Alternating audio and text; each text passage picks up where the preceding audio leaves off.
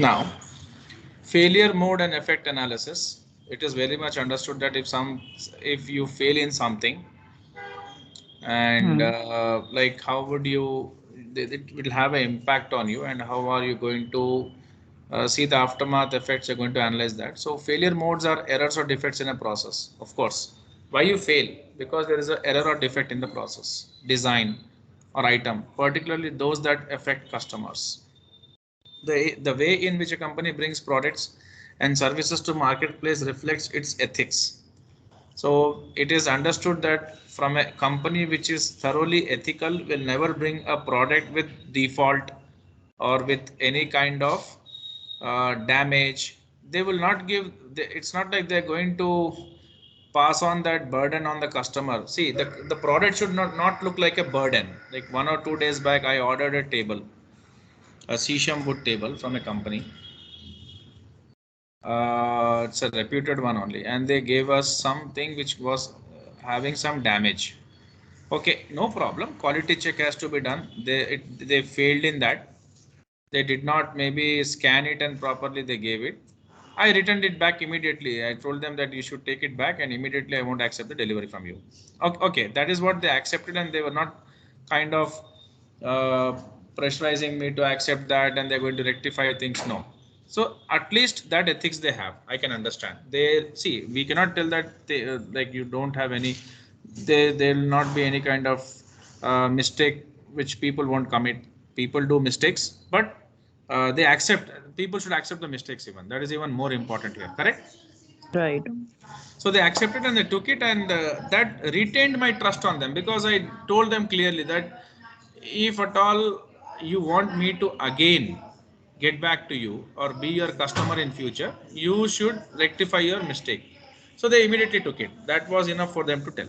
Now, so the way in which a company brings products and services to marketplace reflects its ethics, and FMEA is an ethics-based process that mitigates risk in product and process development by rigidly testing for failure modes. So they should be very rigid in testing the failure mode. Where did they fail? So they said me, no sir, we'll be incurring extra delivery for us. Delivery charges will be happening. I said, you just keep quiet. Whatever you're quoting to us, that already includes delivery charges also. You took everything from us and then you're giving the product to us. There's nothing called free delivery in the world or free lunch in the world. Everyone charges. Correct? Right. That is hidden. That's understood fact. Now, ideally, FMEA begins during the earliest conceptual stages of design and continues throughout the life of the product or service. So failure modes, where it is, we have to detect it, rectify it. Okay, it's a continuous process. It starts from the earliest conceptual stages and it continues throughout the life of the product or service. Now, failure modes can be actual or potential. An FMEA analyzes potential failure modes in products or processes, studies the consequences of the potential failures. So this is what, these are the analysis you are going to do. Under all this analysis, you are going to study about the failure modes in the product or process. Where did the product fail, or what is the process which it has undergone, and where the process has gone wrong while making that, and also studies the consequences of the potential failures. Okay, this is what you're going to do under the analysis. Correct? And then classifies them according to their severity and likelihood of occurring. Okay, now next time it should not happen, you should again ensure that. So you should study the severity and likelihood of occurring again and again. The failure modes are often identified by studying past experiences with similar products or process. Once a failure mode has been identified, the team looks for ways to try to eliminate it or minimize the severity of failure, reduce its occurrence and improve detection. So that is called ethical practice. At the product development stage, management accountants make sure that controls are in place for material usage, processing, product support, and disposal. So in the development stage itself, management accountants should make sure that the controls are in place for material usage, the processing, product support, and also the disposal. In all these stages, there should be control. Okay, these controls ensure that products and processes are designed to minimize cost and ensure quality, all within an ethical framework.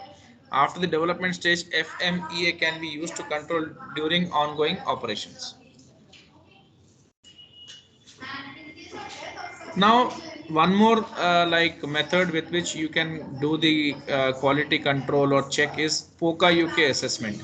POCA UK is like Japanese like word, and the meaning is to avoid inadvertent errors. That means you should try to reduce the errors like as much as you can.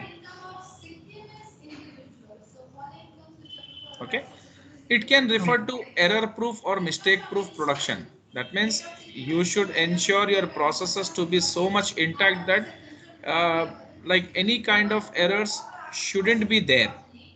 Errors can be there, we cannot avoid this at times, or we cannot say that like we are immune to errors. No, errors can be, but the effort here what we are putting is to make our process more error proof or mistake proof. Okay, so that much perfection we should achieve. In production, the objective is to eliminate or minimize the need for inspections by eliminating errors. For example, a product could be designed in such a way that it can be used or employed only in the safest or most effective way. Fixtures, warning devices, and built-in safety redundancies can prevent people from making mistakes or harming themselves. In terms of ethics, a management accountant can construct ethical programs and processes that have built-in safeguards and other measures that can gently put firmly encourage ethical action. While there can be no complete assurance that internal control actions will eliminate ethical lapses, carefully designed control measures can make ethical violations, especially inadvertent ones, difficult to commit. So if you are very much careful and if you have proper mechanism and proper measures you are taking, you can definitely eliminate the lapses. There is one more way to reduce the errors, that is Six Sigma process. Okay, and Six Sigma is an approach to quality that strives to virtually eliminate defects. The goal of Six Sigma is to improve customer satisfaction by reducing and eliminating defects, which will lead to greater profitability. To achieve Six Sigma, a process must produce no more than 3.4 defects per million opportunities. So there should be more, not more than 3.4 defects per 1 million opportunities. So that much carefully they are checking the things. Like I can elaborate on that in a in a detailed manner. So what they are saying is, if a product has 10,000 parts and components, so how many parts the product has? 10,000 parts and components.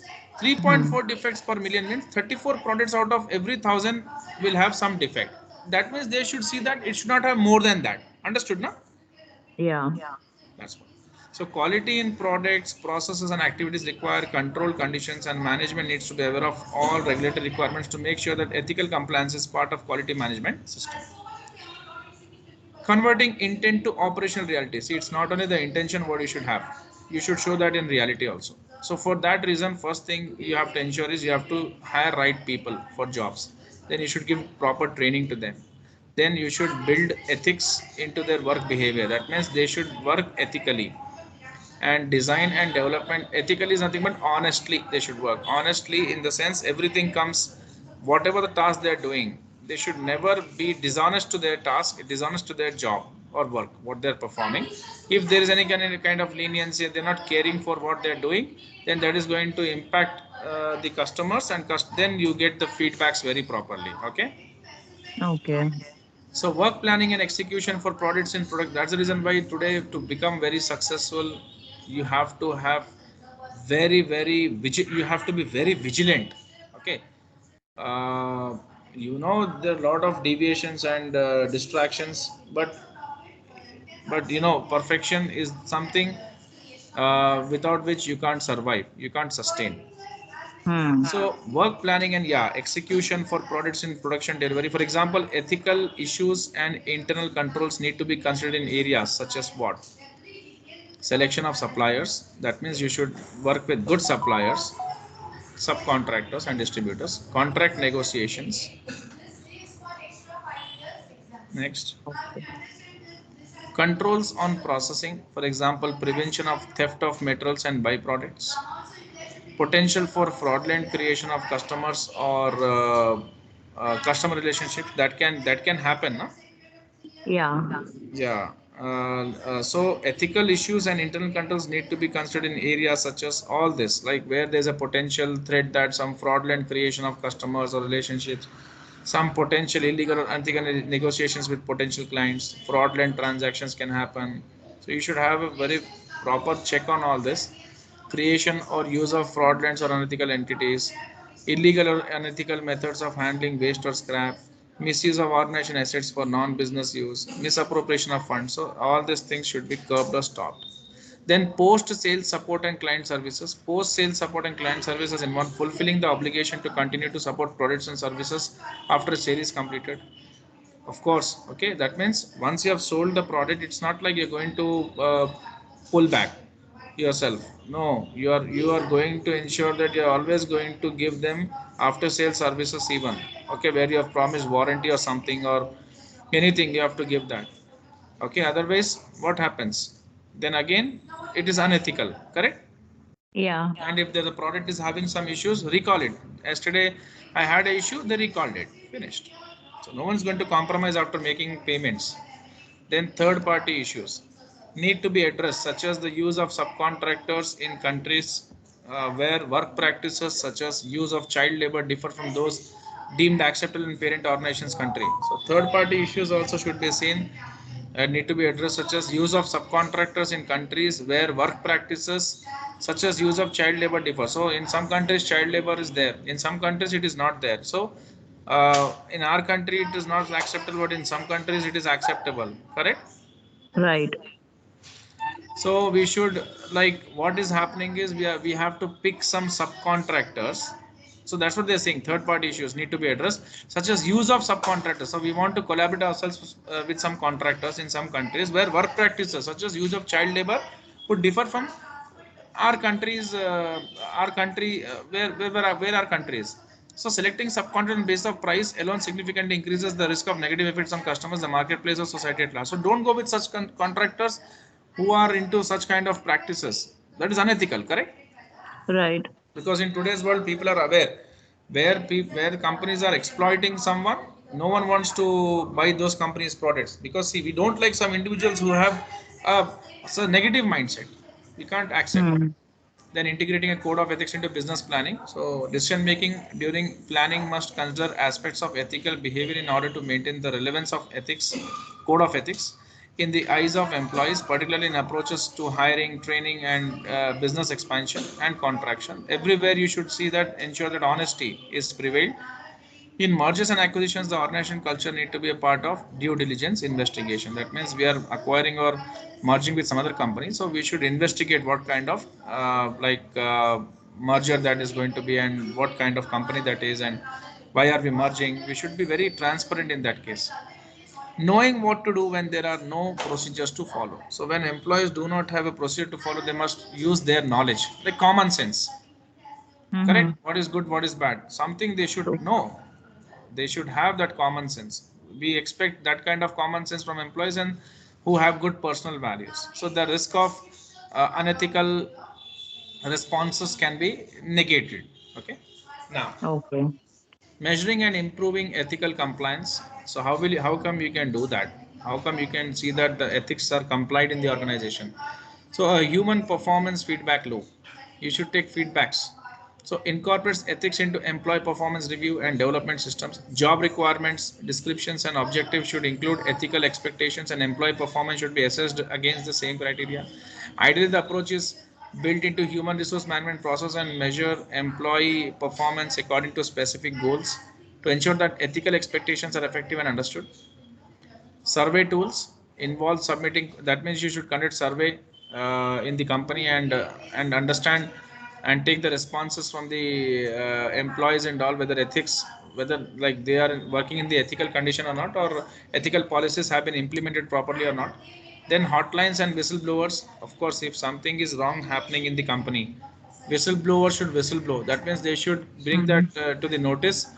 See, it's not like they say na, If you are keeping quiet, even though you know that things are not happening good, then you are also someone who is a part of that. Okay, Right. so whistleblowers are the ones should be encouraged to bring all this in the notice. Okay, then Mm. governmental influences on corporate behavior. So now government is also involving itself into the corporate behavior. Okay, how the government is involving itself or having an influence on corporate behavior. This is the FCPA Act, which they have made specifically as Anti-Bribery and Fair Competition Act. After this act, this has come into picture. So FCPA, Foreign Corrupt Practices Act of 1977, substantially revised in 1988 and amended in 1988 by International Anti-Bribery and Fair Competition Act of 1988, was enacted in response to disclosures of questionable payments. So why did you make the payments? Hidden payments. So companies would say that we wanted to take some business or some contract, but if whatever it is, you should get the business on your capabilities, not through bribing. Correct? If True. you have that stuff and potential, they'll give you the business, the contract. So, payments that had been made by large companies in order to obtain or retain business. In investigations by Stock Securities Exchange Commission has had revealed that over 400 US companies had made questionable or illegal payments in excess of this much $1 million to foreign government officials, politicians, and political parties. The payments were either illegal political contributions or payments to foreign officials that bordered on bribery. So FCPA has two main provisions: an anti-bribery provision and an internal control provision. So anti-bribery provision, of course, they are against the bribery. So FCPA prohibits payments to foreign officials, politicians, or political parties to obtain or renew business. And it provides a legal framework to punish both individuals and companies for making payments to foreign officials that could be judged as bribes or other forms of improper payments. Very clearly, I'm saying improper payments. Okay. Okay. Its scope includes payments made directly by organization and also includes any actions to initiate payments by third parties to government officials. It defines government officials in a broad enough sense that the scope of law can accommodate a variety of governmental structures worldwide. So anti-bribery provisions of FCPA apply to three categories of persons and entities: issuers, domestic concerns, and certain persons and entities other than issuers and domestic concerns. So who are issuers? The ones who are like the companies which issue the publicly traded securities. Okay, and who are the ones whom they'll be whom according to them are the ones who are representing these companies, like officers, directors, employees, agents, and shareholders. An issuer is a company with a class of securities listed in National Securities Exchange in United States, or any company with a class of securities quoted in the over-the-counter market in the US. That means which is the registered one. Okay, and required to file periodic reports with Securities Exchange Commission. So they're speaking about some public companies. Domestic concerns and their officers, directors, employees, agents, and shareholders. So these are the ones who are always under radar. That means these people are the ones who represent the company. Am I right? Right.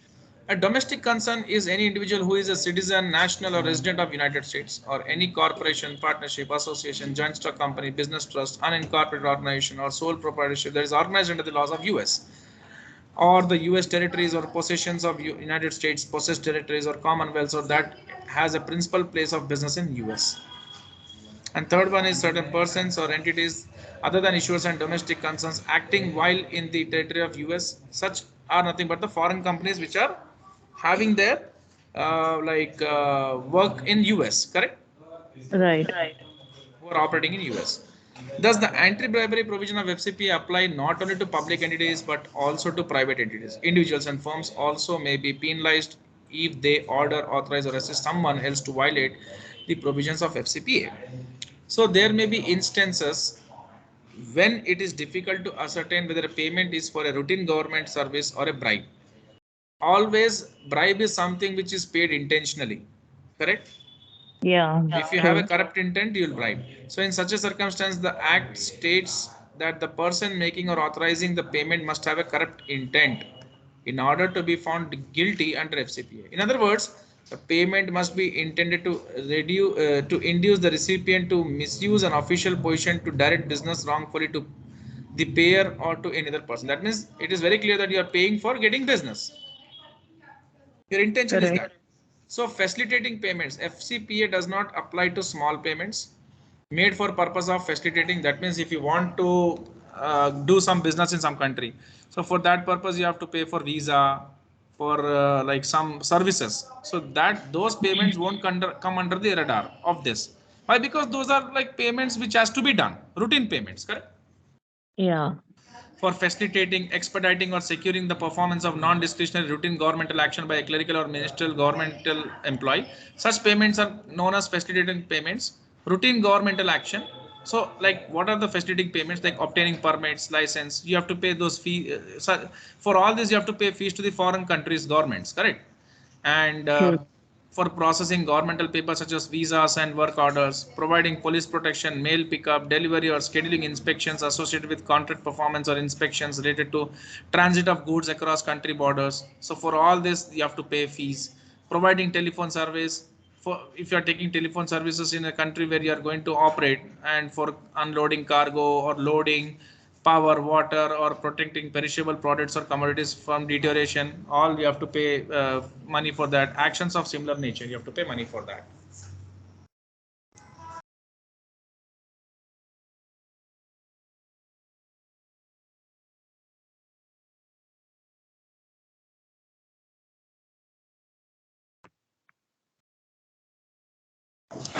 Now then comes the accounting provisions of FCPA. Okay, we can do till here today, Bribery Act also. Then last Yeah. topic would be there. I will finish till here today. Last topic, next class. We can wind up this entire chapter. Finished. So we have questions for this chapter. Yes, yes, we will do questions also. This is for part 1 or 2, sir? Part मेरे को 2. मिल नहीं रहा था ये. Part 2. Part 2 only, no? This and international finance is part 2.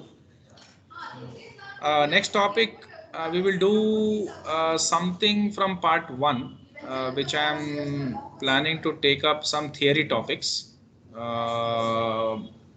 Because before doing variance analysis, you need to do budgeting first. Okay. Okay. So variance analysis we'll do in the class. Budgeting I'll give you videos. Theoretical, those are theoretical concepts only. So one video if I give you in advance, then we can do questions from budgeting also unit wise. We can wind up that one, and then variance analysis we can do in the class. Meanwhile, I'll run other topics here. Okay. ठीक है, sir. Yeah. So accounting provisions of FCPA, the bribes and questionable payments that led to passage of FCPA were facilitated by accounting and record keeping practices that made it possible to disguise the payments in accounting system. Therefore, the FCPA also created 2 accounting provisions to deter improper payments to foreign officials. So companies are required to maintain so they have to maintain all the records, accurate and reliable accounting records that present in all material aspects the complete the true nature of business transactions. That means whatever payments are happening, you maintain a record of that, so that things can be very clear. And companies are required to devise and maintain a system of internal accounting controls that is adequate to provide reasonable assurance that transactions are executed in accordance with management's authorization. Okay, that has to be done, because if management is not authorizing, then the payment becomes a illegal payment, correct? Yeah. This is intentional payment. Transactions are recorded as necessary to permit preparation of financial statements and to maintain accountability for assets. Access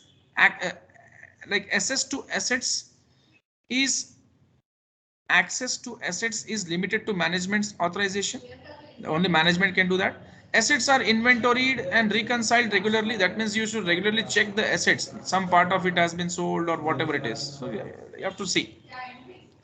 The accounting provisions to FCPA apply to every issuer, like public company they are speaking, or companies who stock trade in United States but not through exchange but over the counter. That means those are sold through brokers.